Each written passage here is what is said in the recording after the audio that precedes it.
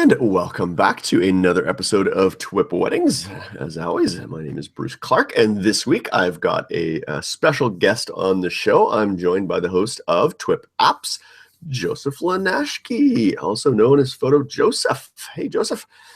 Hello, Bruce. Thanks for having me on. Yeah, really happy to have you on this week. You and I are going to do some chatting about apps for wedding photographers. Now, caveat, you are not a wedding photographer yourself. This is true. I have shot them every once in a while, always for friends and family, but that's it. Excellent. So, but you know a lot about photography, a lot about apps, and of course you've got a whole show dedicated just to apps. So we're going to talk about apps, from some of the well-known apps, like we all know Instagram and Visco and some of those, or, we're going to also talk about some of the lesser-known apps that wedding photographers might find beneficial to add to their library. I've definitely got a few that we've covered on TWiP Apps that I think your audience is going to love. So I look cool. Looking forward to it. Awesome. But before we kind of get into that, we just want to remind our audience how you can participate in the show. Several different ways you can interact. First, you can visit the website. Just head over to thisweekinphoto.com. Look for our show under weddings. You'll also find Joseph's show there under the apps show. You'll find show notes for each of our episodes, and it'll contain links to everything that we mentioned. So I know Joseph's going to mention a lot of great apps, and we'll link to all the apps that he talks about on the show there. If you have a question or if you have a suggestion of a topic that you'd like us to cover on a future episode, you can use the Contact Us link at the top of the page to send us your feedback. Just make sure you select TWiP Weddings from the drop-down list so that it gets into our show. Otherwise, it might go to some other show, and who knows? They might answer it, but you might not get the answer you were looking for, though. The answer you're looking for, so yeah. And if you prefer using social media, just add the hashtag TWiPWed, and we'll periodically scour the internet for those posts. We've also got an Instagram account, so you can follow us on Instagram at TWiPWed. And we've also got a Facebook group, facebook.com. Just search for TWiPWed on there. And we got a pretty active group. Lots of people in there posting questions and sharing their work with us and all kinds of good stuff. So lots of ways you can interact with us. So I didn't know that you had a dedicated Facebook page. We do. TWiP show. I think I need that. I must have that. You must have that. Yes, you should get that. I should get that. You should get that. Yeah, no, it's good. We have a lot of people. Yeah, we get a lot of people jump in there, and I think Facebook's kind of one of those, like you always say, oh, you don't want to build your business on somebody else's foundation, but I think Facebook's just kind of where everybody is for the most part. So it's kind of a path of least resistance for a lot of people. I'm finding, less people are commenting and using comment features on stuff. They're just going to Facebook and they like everything in one. Yeah, very true. It makes it super easy to share and to comment. One of the things that I've even noticed, if you put a blog post, you just link to a blog post on Facebook, go check out my new blog post, boom. People will often not comment on the blog post, but they'll come back to Facebook and comment there. Yes. Yeah. Very interesting. I think probably because they don't have to relog in. They don't have to, just path of least resistance. Like you said, just hit that back button and there you are and off they go. Yeah. It's all kind of there, right? So it really is. Total side note. I watched some video on Facebook the other day, and it was about the app market in China, and particularly an app called Weibo. Is it Weibo? Weibo. It's totally unrelated to photography, but it's sort of down the app strain. And I don't know if they were saying that a lot of in China, everything's consolidated into this one app. So it's Instagram, Facebook, PayPal, Yelp, everything all in this one app. And they demonstrated, like, if somebody, I think the demo they used was like a dog washing. So people were at home, they saw a dog washing company on Weibo, they got them to come to their home, they paid them with this app. They did everything through this one app. Right. And they said that's kind of the, where maybe, North American corporations would love to go. But the scary thing is then just the consolidation of all that data in the hands of one organization. I don't know that it's consolidation into the hands of one org, because Apple's doing the same thing with Messenger, and Facebook's doing the same thing with Facebook Messenger. And the idea with Messenger on iOS that is coming, I guess this fall, with iOS 10 or whatever the heck it's going to be called, that you have many apps within, so you can call an Uber from within Messenger without having to leave it. And Facebook's got the exact same thing, and it's apps within an app. It's like a sub app or something like that. Yeah, so they call them like super apps or whatever. Yeah, I think the data is still only with the company that's providing the service. Right, in North America. But well, okay, fair enough. But it's the whole idea is to try and get you to not leave that app at all. If you never have to leave Messenger because everything you do is there, then that's, well, at least if they're serving up ads, that's to their benefit. Yeah, yeah. So it was just it was a total tangent, but I just remember seeing this the other day, and then it was sort of like the power of that in China, particularly where they want to be able to like collect data on its citizens and control information. Obviously, being a communist society, it was very interesting. And so there was some talk of is similar kind of model going to be followed by companies in North America or other places, and what could that mean for kind of this Orwellian type society, right? Where they have all this because then they'd see like where you shop, what you buy, where you are, where you go, like everything about you, right? It's just it's the amount of data is staggering. It's a little staggering and a little scary, but we won't go down that. That's a whole other topic for that's a whole other topic. But what I wanted to bring you on today was to sort of specifically look at some of the apps out there that might be good apps for wedding photographers. Again, we kind of mentioned at the top of the show, you yourself are not a wedding photographer. That's not what you do.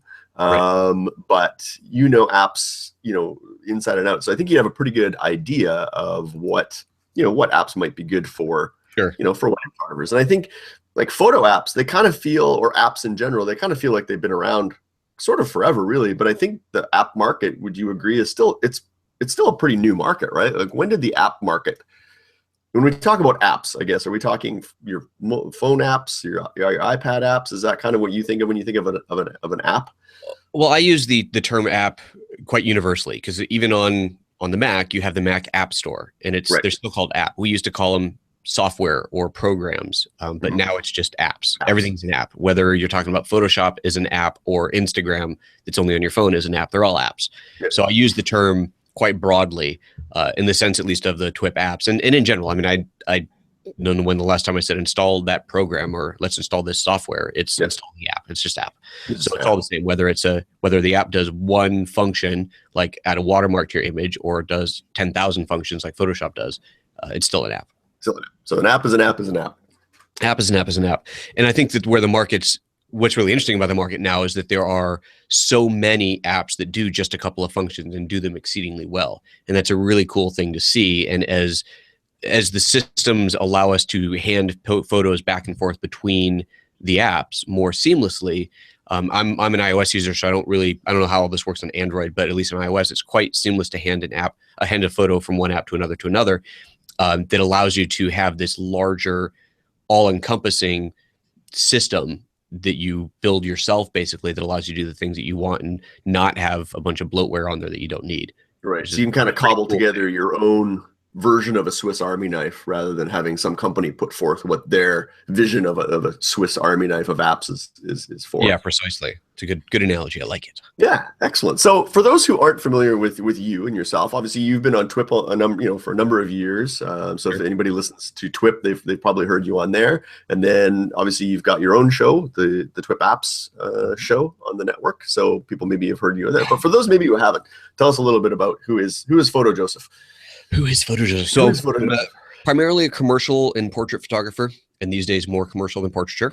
And that means not just still photography, but video as well. I'm doing a lot more video work lately. So with some reasonably good sized clients, which is nice. For example, I just got back from a shoot for Panasonic in San Francisco, and we did a shoot earlier this year for Panasonic in New Orleans. That was for the launch of the GX85 camera. So that was a really cool piece about kind of lifestyle photography in New Orleans using that camera. So that's in a project like that. I act as director and DP, and just kind of, it's all encompassing. There's a lot going on. There's a crew, but it's a fairly small crew. We put together big video projects like that. Still photography. Most of the commercial work is local. I live in a tiny little town, Ashland, Oregon, and I have a handful of local clients, local businesses that I do their photography. So there's always that, and then portraits as well. I kind of shied away from doing the simple portraits because it's not enough money in it. Unless you're doing a lot of them, you're acting like a factory, and I'm not set up for that. So I go for a much higher end portraiture. Actually, something that was inspired by WPPI, an event that I know many of your guests will have attended or will want to attend at some point, the Wedding and Portrait Photographers International, right? That's what it stands for. Yeah. that event in Las Vegas, and where one of your own was talking about building a side business from your wedding business, doing portraits and doing these really high-end portraits and treating them almost like an engagement shoot or a wedding itself, and making a big deal out of it. And so that's something I've started to do, where it's an all-day affair, and we're doing portraits where we're going all over town, wherever you want to go, and charging appropriately for it. So this isn't a couple $100 headshot; it's a couple $1,000 experience. Yeah. And that's been really interesting to work on. It's still something we're building and playing with, but it's interesting for me. I like that. That might be a side topic that we can have you back on to talk more about, because I think, there's a lot of wedding, photographers out there that, particularly if they're in an area like where I live, I'm up in Edmonton, Alberta, and it's wedding season is very seasonal, right? So we're busy for maybe 5 or 6 months of the year where it's that's kind of peak wedding season. And then outside of that, it's quieter on the wedding season. So you do have to find other sources of income and ways to kind of smooth out the highs and the lows of the seasonalities of weddings, right? So having that portrait business, I balance it out with some corporate stuff myself, but I like that idea of kind of more of that portrait experience as opposed to just coming in for the the couple $100 headshot type thing, which is, they're great, but you got to do a lot of them to make it, to make it profitable. Right? So. Yeah, absolutely. And especially if you don't have your studio already set up for it. So if you have to do a setup and tear down for a couple $100 headshot, it very quickly that becomes just a waste of time. Yeah, absolutely. Yeah. And prices on that keep dipping. It's a commodity, right? Yeah. Yeah. And there's so many photographers in this town that will do $100 headshots. I'm not about to do a $100 headshot. That is just not the market. So I have no interest. Yeah. Yeah. But it is an interesting topic. And I don't know if it's really enough for a whole show, at least coming from me, because it's not my thing. It's not my full-time profession, but certainly just to set up that side business and to approach it more like the engagement shoot. It's an experience. It's not just you. It's you and your family, you and your, whoever you want, you and your pets, whoever you want to be involved. And the way, the way that I set it up is I charge either a half day or a full day. Those are your options. And during that time, we go anywhere you want. You can change outfits as many times as you want. Basically, you have me for the day. We can shoot in my studio. We can shoot in your home. We can go to the park. We can spend 3/4 of that day driving to a location because that's what you want to do. I don't care. A lot of portraits are, you get 3 outfit changes in 2 locations. That is just stupid. I hate that idea. Then it's I really wanted to try this other outfit on. Nope, sorry. You're at your 3 outfit limit, and exactly. Yeah, and that's just silly. And you charge enough to make it where, if you run an hour over, who cares? Yeah, you're making enough. It's fine. You're there to treat the client right. So and it's an experience, like you say. Yeah, it's experience. And I call it that, experiential portraiture. Yeah, that's awesome. That's great. So how did you become Photo Joseph and the apps expert? How did that all come about? Because you used to be the aperture expert. That's right. For those in the audience who are old enough to remember, old enough, a little program you may have heard of called Aperture. Aperture. So I used to work at Apple, and while I was at Apple, we launched. I was on the apps department, Pro Apps, what it was called. It was in Pro Apps. Originally working with Final Cut Pro, and then once photography apps started to come out, we launched iPhoto. And at the launch of iPhoto, there were a few of us that saw that and said, "Ooh, we really need a pro version of that." And so that we pushed and pushed, and after a number of years, then Aperture came into being, and I was key on Aperture. I was on the Aperture team working on Aperture quite a lot over the several years that I was there.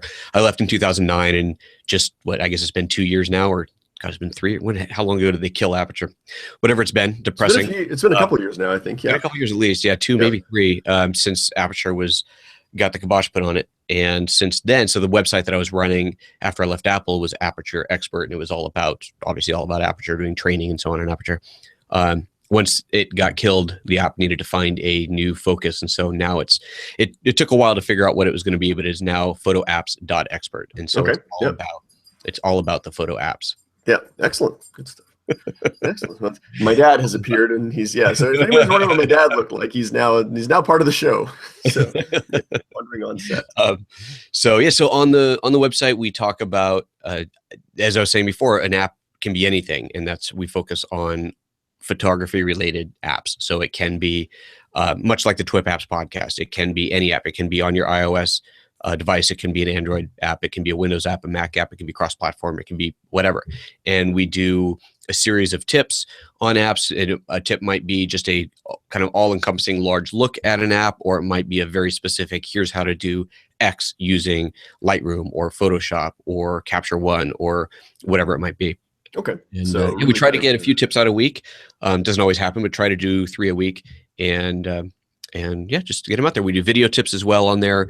I do something called live training, which the current live training series I'm working on right now is Lightroom for Aperture users. So being that obviously I was an Aperture user, now I'm using Lightroom and I'm trying to train on Lightroom from an Aperture perspective. This is how you used to do it in Aperture. Here's how you do the same thing in Lightroom, or here's what you can do in Lightroom you couldn't do before, or you can't do this, so here's the workaround, and so on. Yeah, so that's valuable for anybody that's in that Aperture space, because there's probably still people who are still using Aperture. Like Aperture didn't stop working all of a sudden, right? It still works. Right. People can still run it, and there are probably people, because changing your whole workflow and switching to a different application, it's a lot. It can be a lot of work, particularly if you're busy season. It's typically not the time you want to be trying to change the oil in your car while it's driving down the highway, right? So, they might do that something. So having that knowledge, right, to be able to help people transition to them. How have you found the move? Do you now use Lightroom as your primary?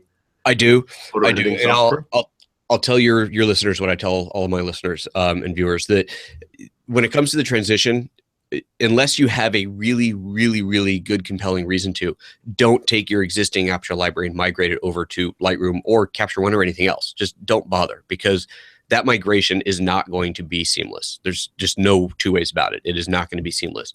As you pointed out, Aperture still works, but it's no longer in development. At some point, it will stop working, but for now, it still works. And even on macOS Sierra coming out this fall, we have confirmation that it still works there as well. So we've got another year of use in it.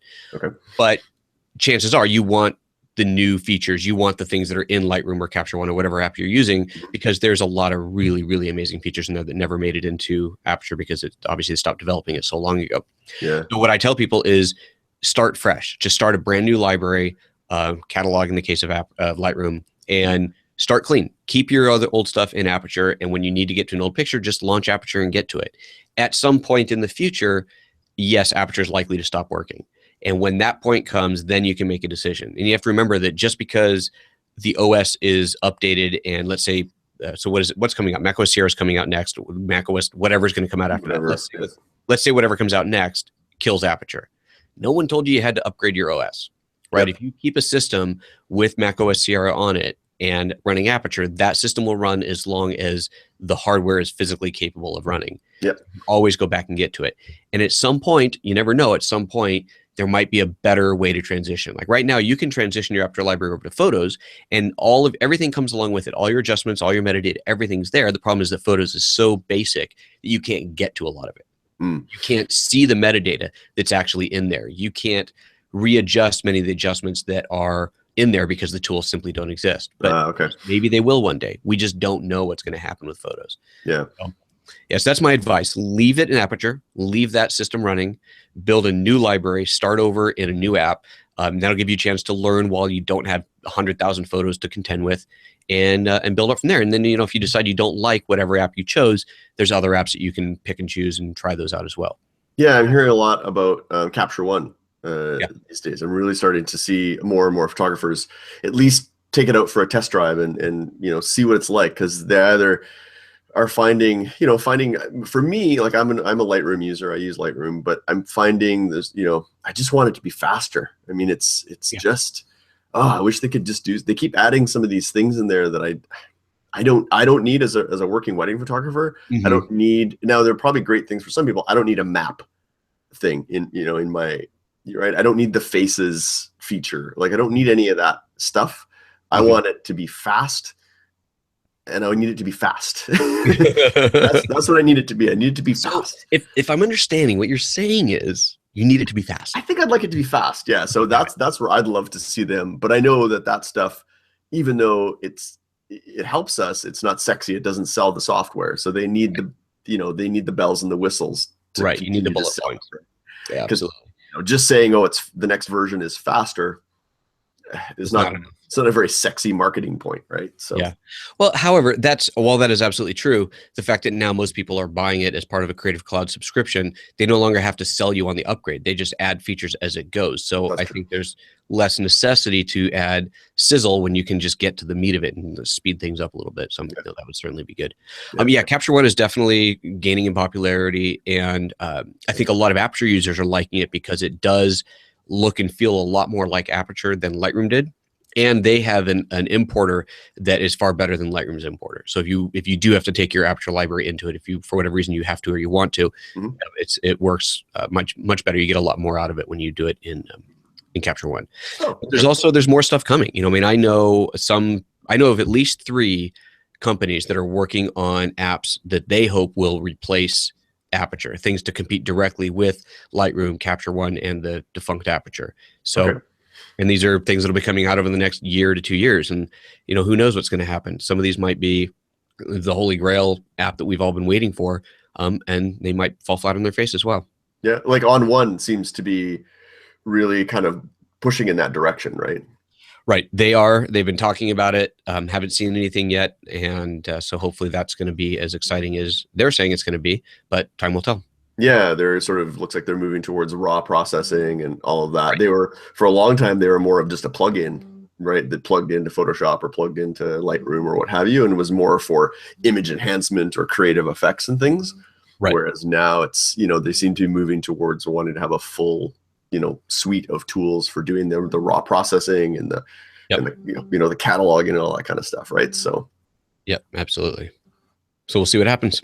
See what happens in that front. So, so let's talk about some apps. What are some of your favorite apps? Let's start with the desktop, and then let's work our way out to mobile, because I think those are really kind of sort of 2 different realms in some ways. I know there's some that there are a lot they try to work together, right? So like Lightroom, for example, has the desktop, but then there's obviously some Lightroom mobile apps that sort of work together, right? But let's talk about just sort of dedicated kind of desktop apps for wedding photographers. Yeah, absolutely. So what I'm going to do is, because obviously your users know the basic ones, the Lightrooms and the Photoshop and that sort of thing. Sure. So I'm flipping through my list of apps that we've done shows on the TWiP app show. So that this way I can reference it and people can actually, if they want to learn more about it, they got a whole episode they can watch about it. Awesome. So I'm going all the way, and I'll since you want to do it by platform, we'll jump through that way. So TWiP apps episode 2. So just actually we'll start even with the first one. It was an app called ACDC, which has been around forever. It's a photo editor that's been around forever. It's primarily, it's cross-platform, but really it's a Windows product. The Mac version lags significantly behind the Windows version. So for your Windows listeners, Windows user listeners, ACDC, it's pretty impressive. When I watched the demo, that we're in the TWiP app show, we do a live demo. So the format of the show is me and the developer or someone representative of the company, and they actually demo their app, and so the users can see it. So it's a video podcast. Okay. And it was a really impressive app. Just the way they did brushing and layering and the kind of effects that they had built into it was quite impressive. So I watched the whole thing, and watched the demo with the guy, and go, wow, this is great. I can't wait to put this on the Mac. And he's like, yeah, well, the Mac version doesn't have this, that, or the other thing. No, okay. Well, so it really is a Windows product. But for any Windows user out there, ACDC is definitely worth looking into. So it'd be kind of a Photoshop replacement or add-on to Photoshop, but it is a very robust editor that's worth looking at for sure. Yeah, I remember seeing it years ago, and I think it used to be it was like a freeware that came when with Windows PCs or something like that, or if it was is it a photo editing tool? Is it a photo management tool, or is it both? Editing. It's editing. Okay, so it doesn't do the cataloging and all that. It has a degree of that, but it is that's not their strong point. Okay, so it's primarily for image editing. Right, primarily for image editing. Okay, cool. So then let's see here. Then in episode 2, we talked about Perfectly Clear, and Perfectly Clear is both an app and a plugin, and it also lives on iOS. I don't know if it lives on Android, but it's all about retouching. And I know that they're retouching faces. And I know that there are so many apps out there that do facial retouching, and they market themselves towards people like your audience, the wedding photographer. Oh, you've got to retouch the bride's face and make her look perfect. And with this app, it's easy. And all of those apps that I've ever played with go so far overboard. You end up Barbie doll, not with a bride. And to make it look realistic, you have to fiddle with everything so much and scale it back so much that by the time you're done, you go, well, I could have done this just as fast in Photoshop. Right. Yeah, exactly. Yeah. Yeah, I've seen some of those apps. Yeah. Perfectly clear. I felt that it was a good balance there. You absolutely can push it into the Barbie doll territory. Mm-hmm. But by default, it gives a very believable, very realistic enhancement, doing things like whitening teeth and brightening eyes and getting rid of dark rings under eyes and smoothing skin. And it does it at a degree by default that is believable, that is acceptable, that is not overdone. Mm-hmm. So yeah, they don't look like plastic Barbie dolls. Yeah, I had a chance to check out their booth at WPPI this past year. And we interviewed them and spoke with them and got a chance. They gave me a trial of their product and had a chance to kind of try it out. And it was really, really impressive. And what I really liked about their product, and I'm probably taking some of your thunder there, but what I really liked about the product was you could do this to one photo, and then it had this intelligent facial recognition that then you could take and apply that, and it would find the face and the eyes and the mouth and everything, and you could do it in batch. So if you had a wedding and you needed to retouch a pimple out of the bride's face, you could retouch it in one photo and it would actually find that pimple in all the other faces, no matter where their face was, and do it. So that to me was really, really cool, because I hadn't seen ones that were able to do it kind of on in a batch and do a decent job of it, right? Yep. Yeah, absolutely. Yeah, it's great. It's definitely a good tool. So anyone who does a lot of facial retouching, it's worth checking out. Cool. Perfectly clear. So let's see. Here's another one. This was episode 5. This is an app called Polarr, P-O-L-A-R-R. And Polarr is a all-encompassing photo editing app with curves and layers, and curves and gradient adjustments that lives both on the Mac and on iOS. And it's a virtually identical app on both sides. And that's pretty cool. It's a pretty robust editor, and it came out first on iOS, and it's really impressive what you can do in there, especially with the gradients.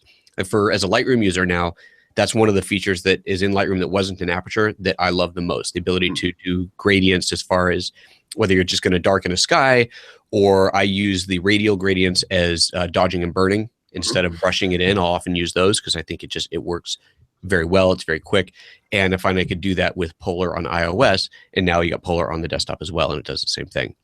And cool. That's a really cool one. I remember hearing about that program, but I never really checked it out. So yeah, it's definitely worth checking out. Now, like something like this, if you're a very adept Photoshop user, then there's probably not a whole lot of sense in using Polarr, because Polarr doesn't do as much as Photoshop, of course. And if you already use Photoshop inside and out, then there's probably no point in looking at it. But if you aren't a Photoshop user, or you're not paying the $55 a month or whatever it is for the Creative Cloud, and you're looking for something more affordable that does a lot of these basic adjustments, Polarr's a great one, and I really like the UI on it. That's a pretty cool app to use. Very cool. Now, is that a app that you download and install, or is it a cloud-based? Because I know that there seems to be this move towards this cloud-based stuff too, right? Like cloud-based apps where I don't know. You don't install an app, but yeah, for anything photo related, I have no interest in trying to do cloud-based. It's just too much moving files back and forth. Yeah.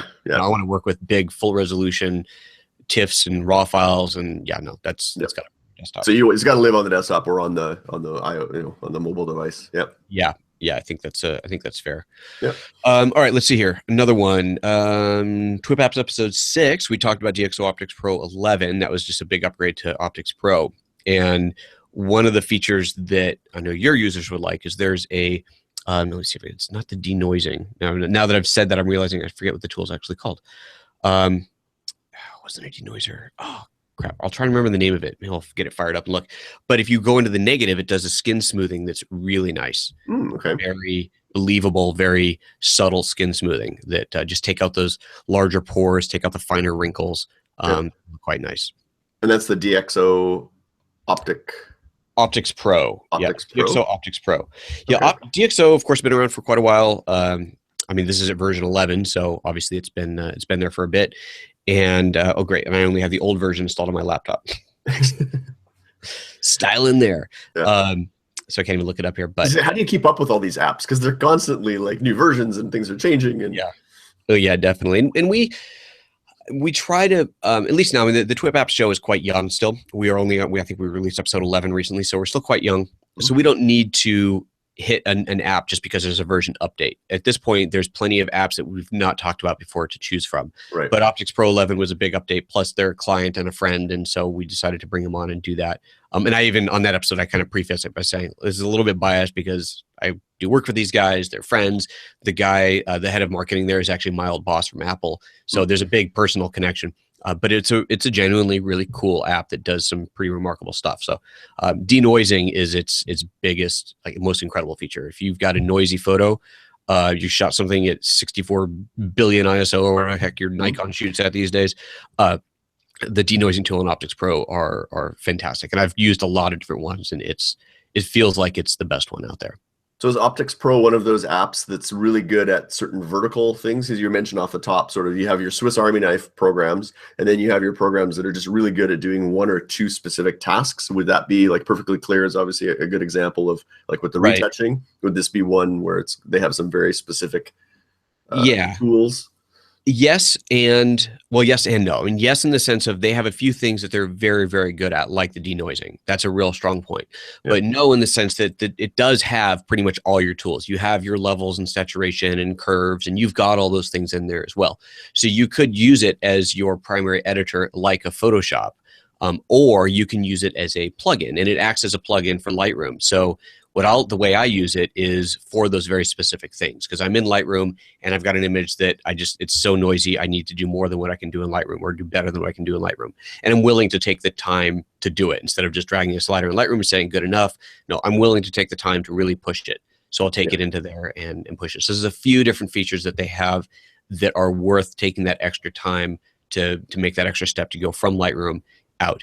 And it's a very clean round trip process, the way the whole thing works. So it makes a great add-on to your Lightroom toolkit, or it is a very good standalone if that's all you're using. Cool. Yeah. Excellent. That's a good one. All righty. Let's see here. Another one that's both on iOS and the desktop is Prime, Prime. Kind of like Polar, they just said took a word and add an extra letter to it. Yeah, remove a vowel and just go all consonants. It's a very trendy thing to do. Right. It's the only websites they can get available. I think that's the thing. Well, that's true. That's true. So Prime is another one that started as iOS, but now is on the desktop as well. And Prime it's probably my favorite go-to for a quick look. This is not an editor.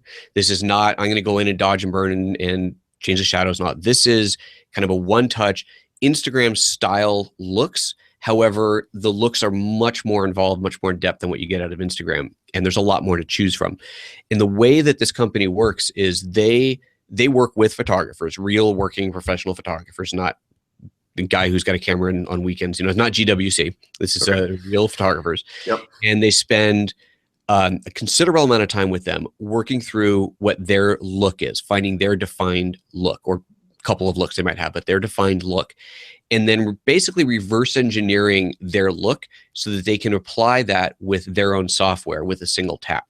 And so it's you can imagine, it's a lot of trial and error and trying to figure out exactly how to develop this look. And what is your look? Is it, okay, your shadows are lifted and your highlights are blown out and your reds are desaturated and your greens are super saturated. Okay, that's easy to figure out, but it's more to it than that. And figuring out how to really involve that photographer's look into a preset that can then be applied to a wide range of photos is certainly a challenge. But that's what they do. So they do that and they come up with these one-tap looks. And when the app is free on iOS, so it comes with a few looks, and then you can buy packs of, I think maybe for $10 you can get everything else.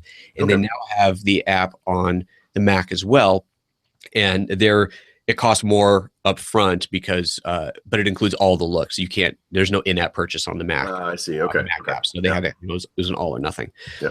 So you get it all there, but you get these one-tap looks. And one of the neat things about the app is when you first load up a photo, it will evaluate the photo and recommend an adjustment, recommend a look for it.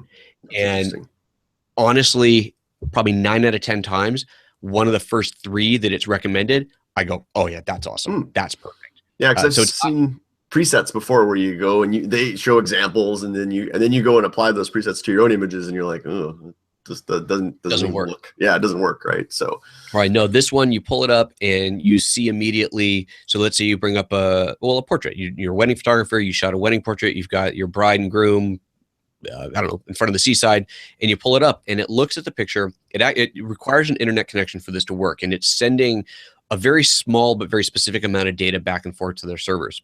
And we had a whole discussion on this on TWiP about privacy and how this all works.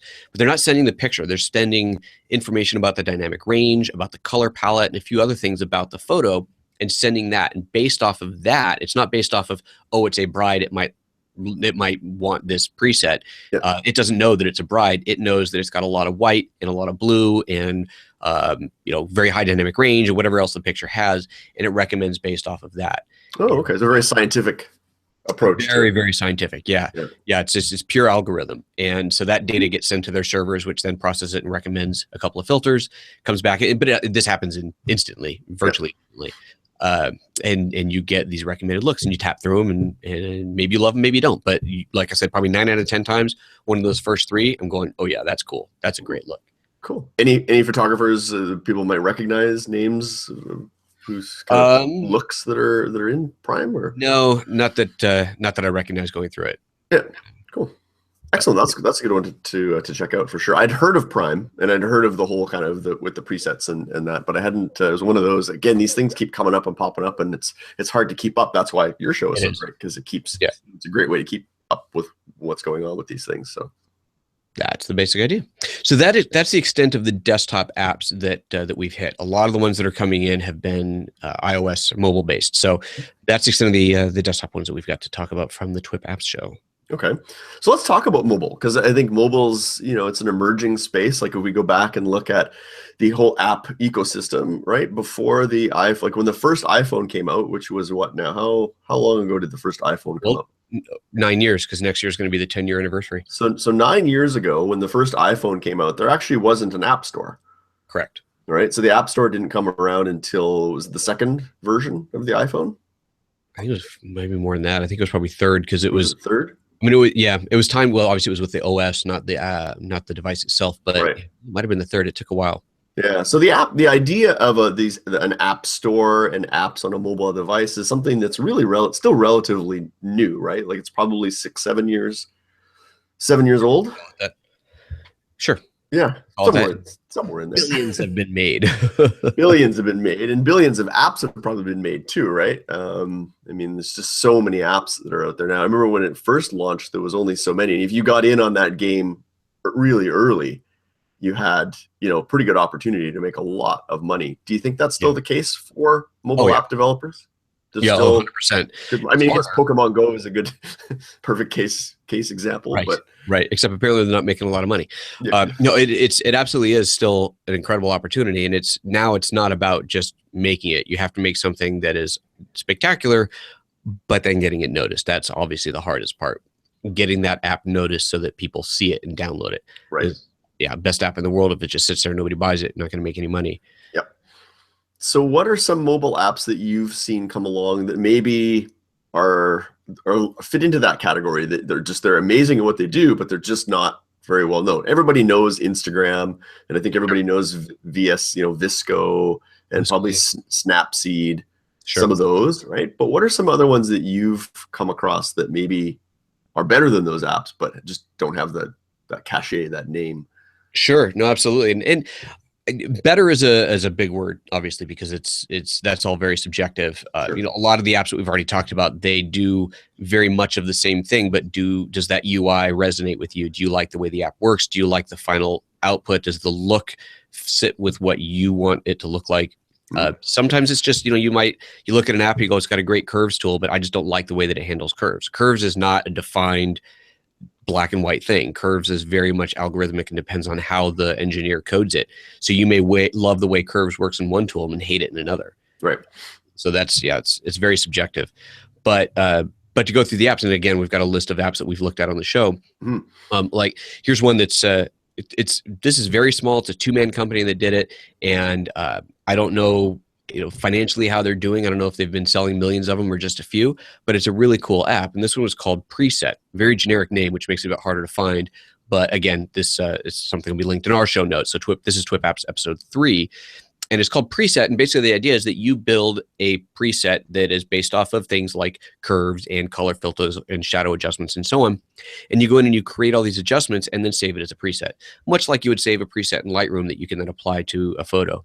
But you can create your own presets, and this is on your iOS device, and then apply them to photos in batches, or even turn on the preset and then flip through your whole library and see all of your photos with that preset applied without actually applying it. So it makes it very quick and easy to browse through and see where this preset works. Pre-visualize what it would look like. Yeah, exactly. So that's a pretty cool little app. Not the greatest UI in the world, but it is a fun little app that definitely gets the job done. If you want to create something that's your own, you don't want to use somebody else's look. You want to do something completely from scratch, but repeat it. Be able to save that look and apply it over and over again. It's a great tool for that. Oh, that's cool. And is there like a marketplace where photographers can like sell their presets and things, or is that? I don't think so. That was quite a while ago we recorded that. I'm looking at my own description of it, but I don't believe that you can. I think it's really more for personal use. I could be wrong on that, though. I could be wrong. Quote me on that. Cool. That's called preset. Preset. There you go. Yeah, that was episode 3. Preset, or is it like? Yeah, spelled like normal, which is why it's so hard to find. If I know. You type in preset and there's going to be a billion different things. Yeah. But yeah, the app is just called Preset. Oh, cool. All right, here's one that was particularly cool. And this is an iOS app that has nothing to do with photography itself, but is useful for photographers.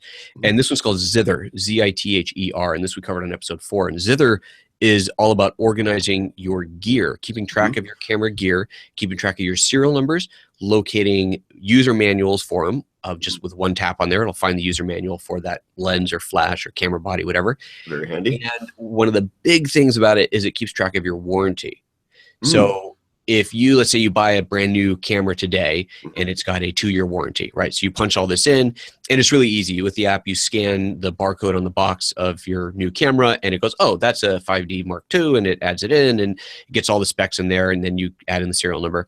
It might even pull the serial number off the barcode. I don't remember. Anyway, but you get that in there. Yeah. And it knows, okay, the warranty on this camera is 2 years. I have no idea if that's actually true, but it knows what the warranty is. And then it'll tell you, it'll say, hey, in 6 months, your warranty is going to expire.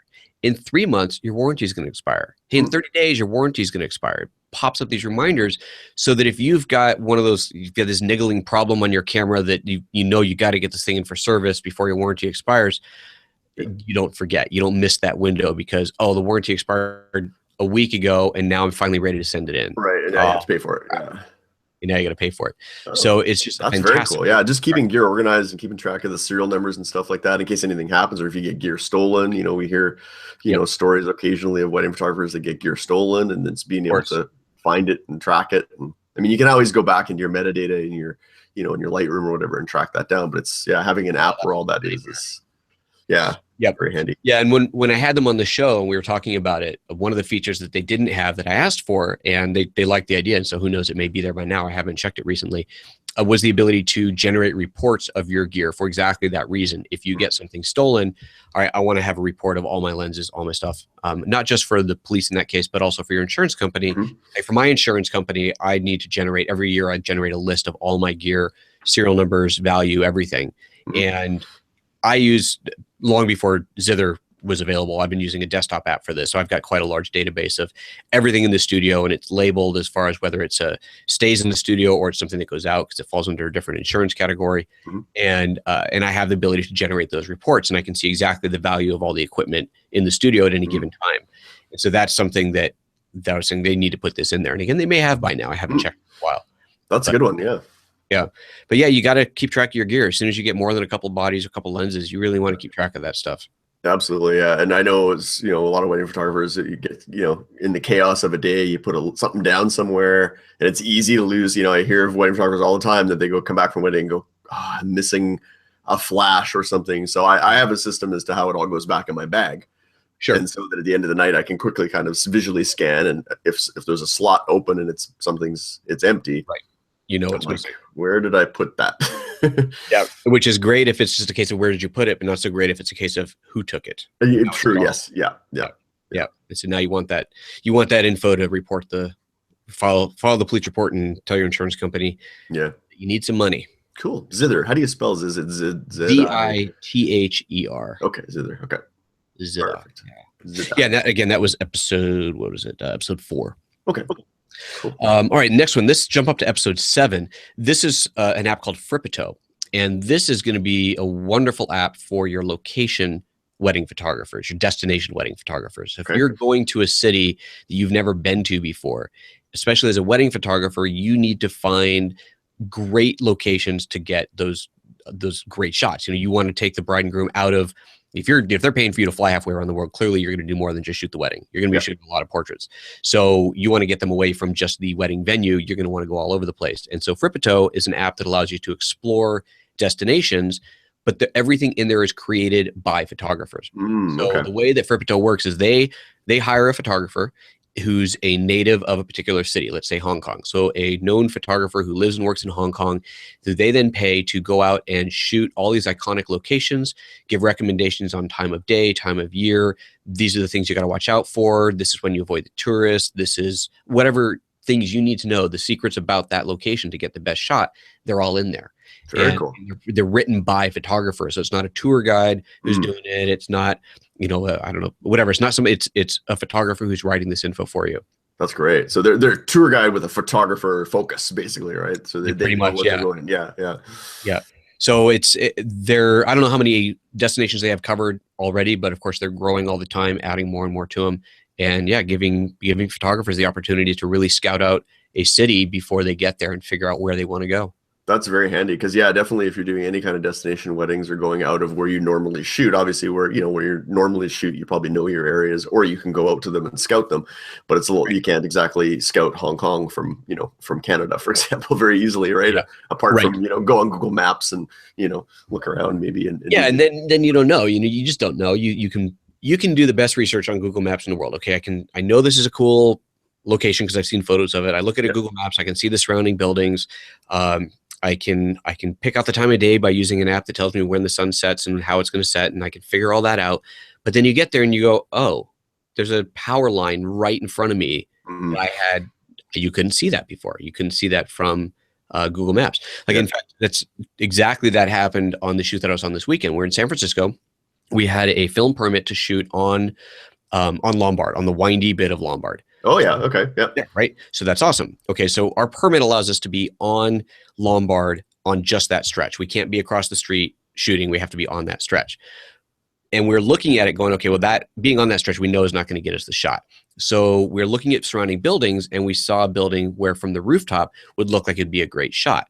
So we're talking about, okay, we're going to get there. We're going to go knock on somebody's door, pay them if we have to. We'll see if we can get up on the roof to get the shot. And we got this whole thing planned out. We get there, and as soon as we walk onto the site, we realize there is about 50 different lines of power and phone and God knows what stretched right across that view that we couldn't see from. We were using the Apple Maps app where you in 3D on the iOS, you can spin around. None of that showed up in there. And so we got there and went, well, there goes that shot. We can't do it. Yeah. Well, that's great. Yeah. Tools like that, very, very handy for sure. Very handy for sure. Yeah, absolutely. Very handy.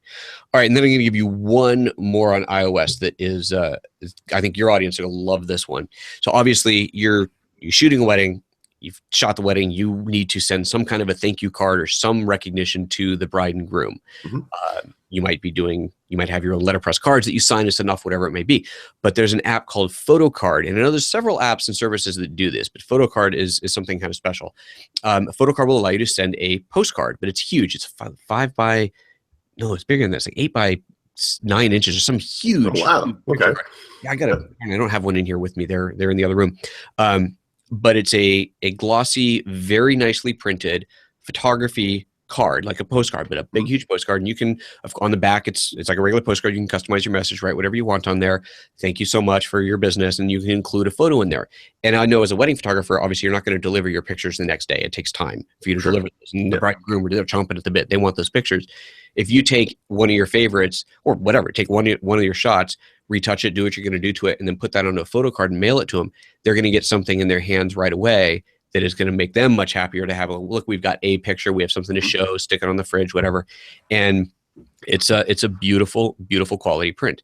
And the guy behind it is one of the original developers of the Mac. And that's one of the really cool, this goes way back. This guy, it's very, very cool. And so his name is Bill Atkinson, and you get into the TWiP episode.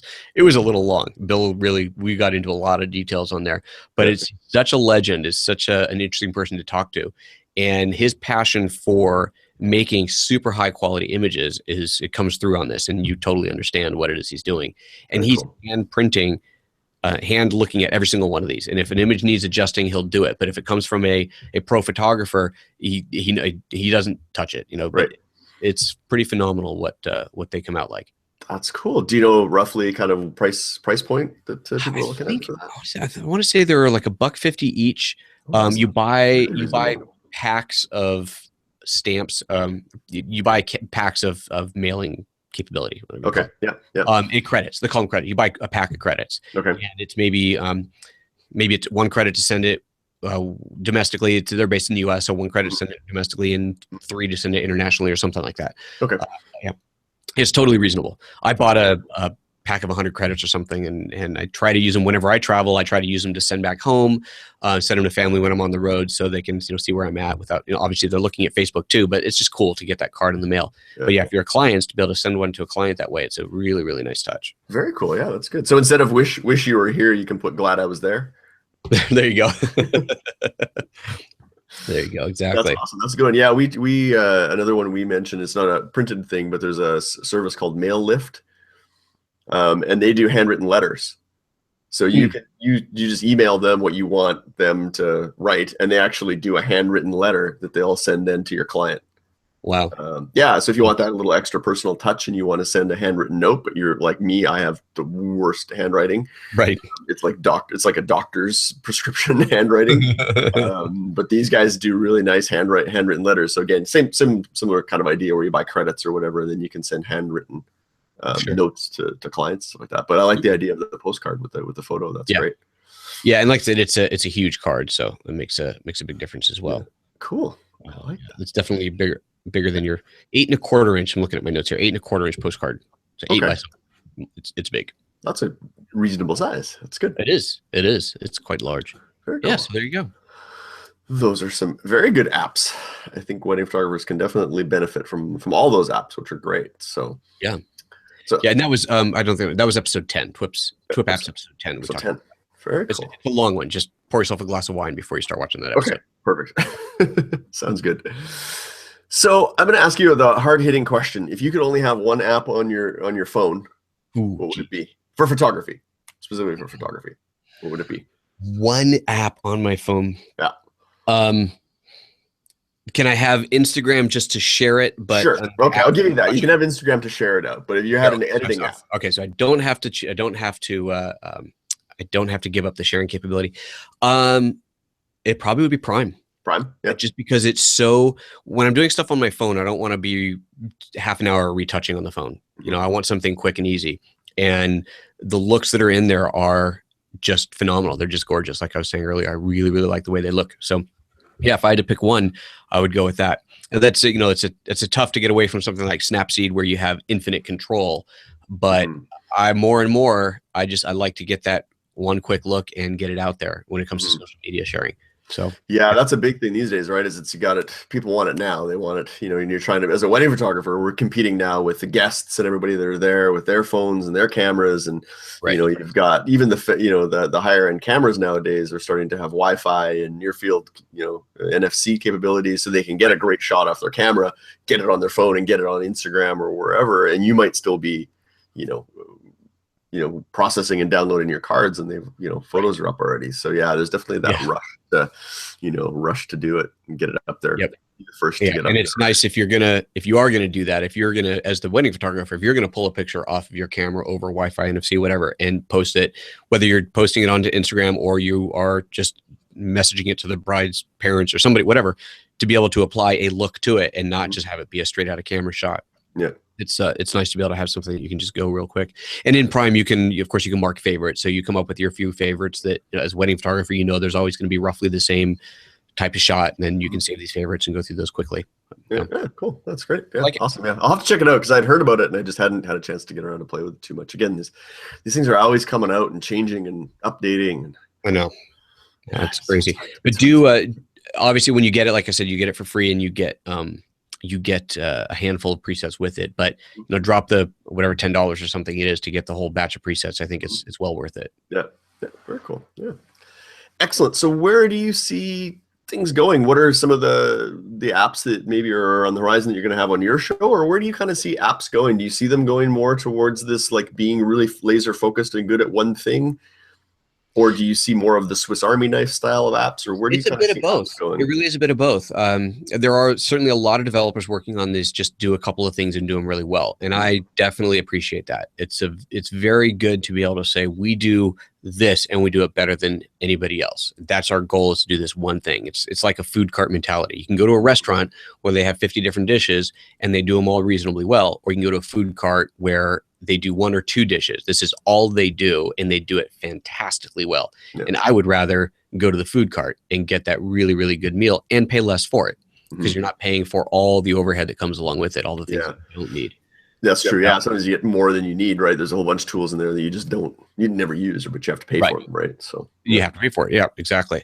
So there's a big push for that. But at the same time, like I said earlier in the show, I know that there are at least 3 companies working on all-encompassing photo asset management and adjustment tools to try and edge in on the Lightroom space and try to replace Aperture for those who are still holding on for something to come along, who don't want to go to Lightroom or Capture One or anything else that's out there. Yeah. So it's out there. Now that obviously requires a heck of a lot more resources than a guy in a garage, right? You can be a developer in a garage and develop, or in your bedroom, whatever, and develop a really cool app and get it out there. And as a 1-person operation, make a huge splash, make a ton of money, and make it an incredible app. But if you're going to do something like the next Lightroom replacement, you're going to need more than 1 person. That's an entire development team. That's huge. So much bigger deal. Yeah. The only thing constant is change, right? There you go. I'll take that. Excellent. All right. Well, those are some really good picks. Like I say, we'll link to all the things, all the apps that we talked about in this episode in the show notes for this episode. So make sure you go over and visit that if you want to learn more about any of these apps. And sort of, I'd imagine probably a lot of these apps they're either fairly inexpensive if they're mobile apps, or they have demos or whatnot available. Yeah. Most of them are exactly like I said. They're either free with the add-ons, something like Prime is free with the add-ons, or they're a couple of bucks. Yeah. Awesome. Good stuff. All right. Well, let's move on. We've got a listener question. So each week we try to answer a listener question, and this week we've got a question from Alan. And I know you're not a wedding photographer, but you're a photographer, so you might have some input as far as what Alan is looking for. But he's looking for a lens bag. He shoots weddings using a double black rapid strap with identical bodies, but different lenses on each camera. And he'd like to have a bag that's very kind of flat to the body, but would allow him to carry. He's looking for something that'll hold up to 3 lenses and some small accessories. I'm guessing like a flash or something like that. And he's hopefully looking for something that looks manly.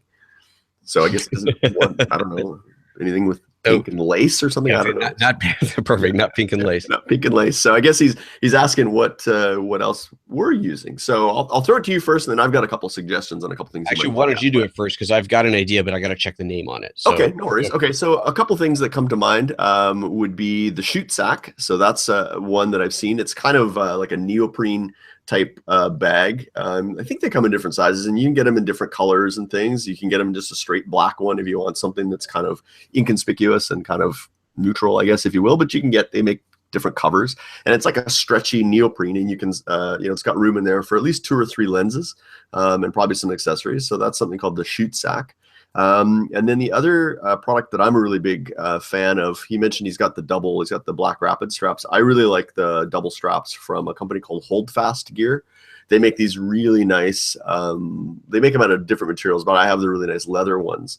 And those can carry the cameras, but they also make a series of bags that kind of work in conjunction with their system. And they have one that's called the Sightseer lens bag, and it's like a lens pouch. I think it can hold about 2 or 3 lenses. So it's not very large. It kind of clips and connects to their strap system, but you can get it, I think, just by itself. They're not an inexpensive bag, but they're really nice looking bags. They come in leather or like a oiled canvas, and really, really nice, attractive looking bags. And so they look, good on a man or a woman. They're kind of universal, but really, really nice, good quality. I've been really happy with my Holdfast straps. And so you can check out their stuff at Holdfast Gear. They have a whole line of products on there. So those are a couple of suggestions that I'd have. What about you, Joseph? What would you suggest? Well, I found, I got the name together, what I wanted. I'm going to switch over and show off. Cool. Now, Alan didn't say, I'm assuming he's shooting an SLR, but he might be shooting mirrorless, but I don't know if that impacts your decision or your recommendation. It would actually, because this is definitely bigger gear, and I was going to bring up my screen, but for some reason that's not working, so I'm not going to do that. But the system that I'm going to talk about, and this is something that I own that I used back when I shot with big heavy DSLRs and when I was doing more events, and it's from ThinkTank. And ThinkTank has an entire belt system where you can buy individual lens pouches. So they call them lens pouches, and then obviously just depending on the size of the lens that you're going to put in, and each one is really designed to shoot to carry a single lens. And I know that on the bigger ones, they even have zip out extensions on the bottom. So if you wanted to buy one of the slightly longer ones that would carry, say, a 70-200 f4 Canon lens, but then occasionally you want to put a 70-200 2.8, which is a bigger lens in there, you could zip out the bottom. It kind of expands out and gets a little bit bigger. Now, these things can either attach to your existing belt, you just strap them on your belt, or they have this whole belt system called, let's see, there's belt system, camera belts, there's the Pro Speed belt, the thin skin belt, and then the steroid speed belt. So the speed belt system is just a big heavy duty belt that you put on, and then you clip all these things to it. And the bigger one has extra padding. It's super broad, and you can clip some pretty heavy bags on there and not really feel like it's weighing you down too much. Probably see a lot of sports photographers or the guys at the Olympics with that stuff on, probably, right? Yeah, exactly. So they're great because I remember when I was shooting with these things, it would allow you to, well, first of all, every bag's going to have a cinch closed top, right? So you open that up when you're out shooting, you need to get into it quickly. It has a flap that drops over it, and that flap can Velcro down to keep it secure, or the flaps have a little cover on them, so you kind of pull another flap over the Velcro so that the Velcro can't stick to itself. It can't stick, doesn't close. So it's flopping around, but it makes it super quick to just slip your hand in there. But you still have it covered. So if you're in, inclement weather or whatever, you've got something covering it so that the gear isn't exposed. They're really quick and easy to get into. And then you're also not making that ripping noise during the you're not making a ripping noise ceremony. Yeah, super important. And I remember one of the bags that I have on there is actually a lens changing pouch. It's just an extra bag that's always open. That's on you keep that pretty close to your front, and so that way it might be right over your thigh, but when you bend down, it's not going to get in the way because it's empty. And its whole purpose in life is a place to temporarily put a lens while you're swapping lenses.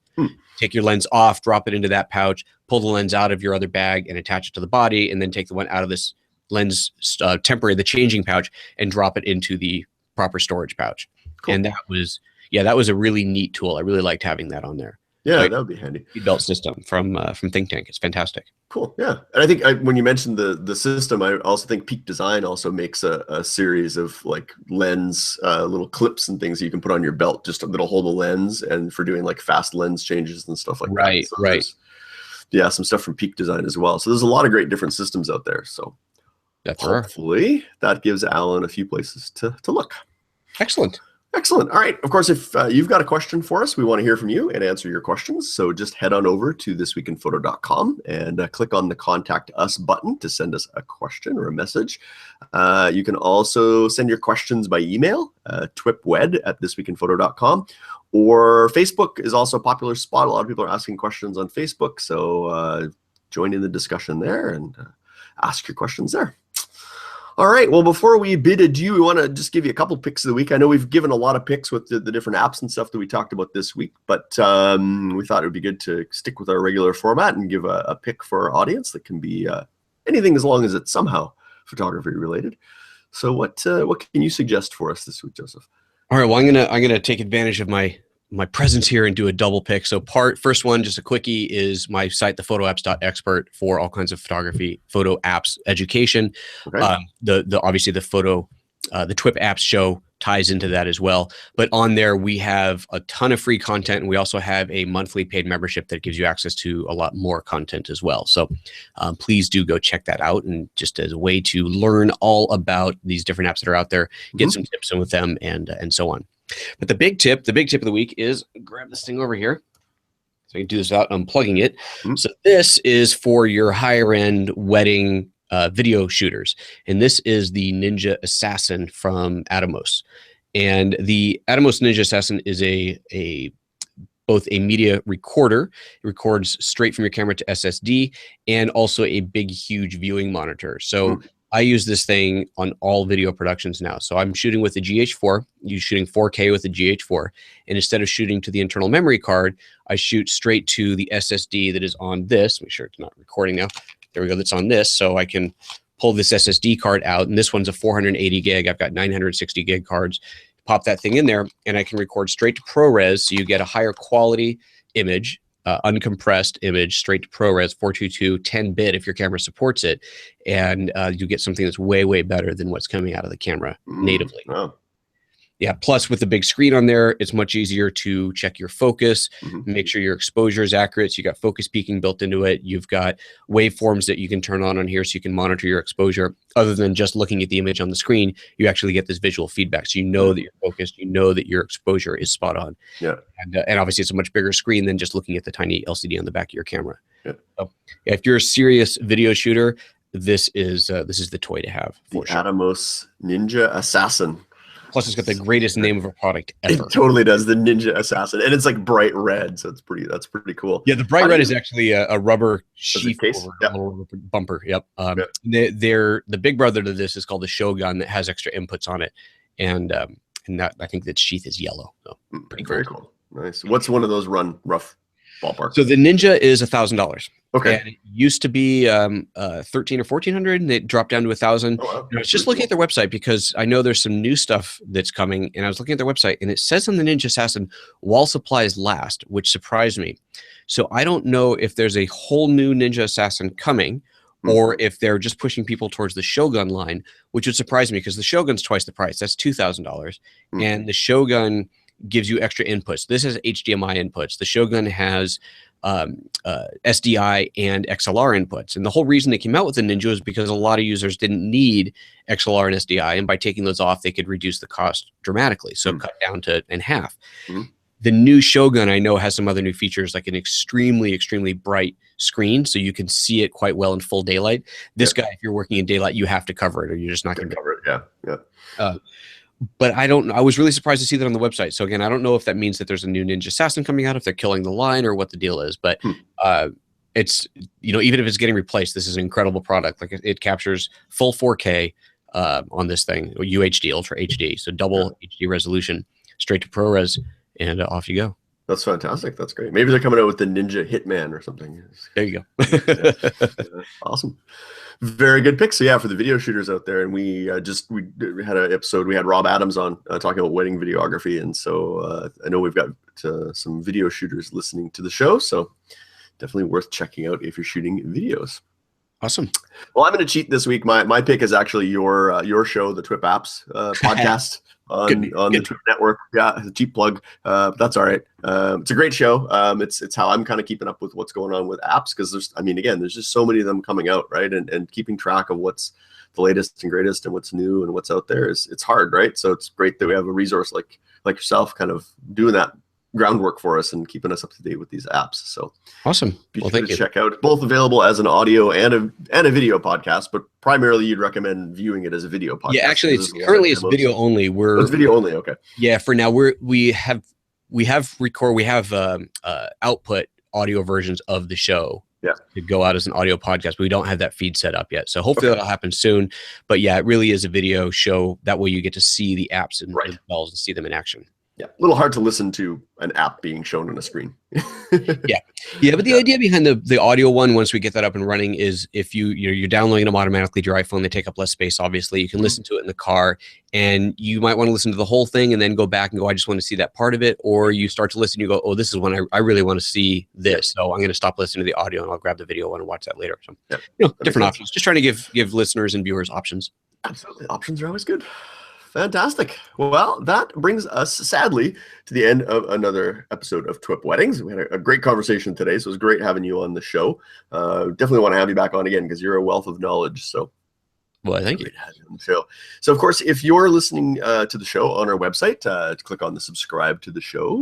You can click on the button using the box on the right to subscribe. You can also sign up for our email list to be notified of new episodes and get exclusive subscriber bonuses. And if you have feedback, suggestions, comments, complaints, anything like that about the show, you can reach us directly. Just use our contact form, click on the contact us button and choose TWiP Weddings, and we will get that message. So before we say goodbye, what have you got coming up, and where can people go if they want to learn more about Joseph? Well, the place to go, PhotoJoseph is universal. You can find PhotoJoseph on Twitter and Instagram and Facebook and the webpage and everything else. So PhotoJoseph is the easy one to find me. Perfect. Of course, photoapps.expert for all of that stuff, and TWiPapps.com for the TWiP Apps podcast. And as far as what's coming up, I just got back from San Francisco on our production. So over the next couple of weeks, we got to wrap that up, get that edited and out to the client. But other than that, there's a lot of little stuff happening here, and I'm glad to be home for a while. I don't have another trip planned until Adobe Max. Don't know if I'm going out to Photo Plus Expo New York yet or not, but Adobe Max is on the list, and that's a great event. I'm looking forward to going out to that one. Is that October? November this year. November. Okay, so this show will go out. We record a little bit in advance, so this show will actually go out probably before that. So people can check out Adobe Max. See what that's all about. Everything Adobe, right? It is. It's a great show, a great event. Yeah, fantastic. I haven't been to that one before, but maybe one year, one day. Very good. Excellent. And if you're looking for myself or Brian or for Robert, who weren't with us today, but they'll be back in the next show. Of course, you can find me at my website at momentsindigital.com. And if you're looking for me on the social medias, I'm at Bruce Clark. Clark with an E at the end is where you'll find me. And most of the usual networks, except for Snapchat, there was already somebody else with my name. So I'm Bruce Clark 2 if you want to follow me on Snapchat and see mundane daily things of my life, like my dog mostly. So, yeah. Excellent. And of course, if you want to see the show notes and everything for this show, be sure to visit our website at thisweekinphoto.com for this show and all the other great shows that are part of the TWiP network. And I want to thank you again for listening to TWiP Weddings, raising the bar one wedding at a time.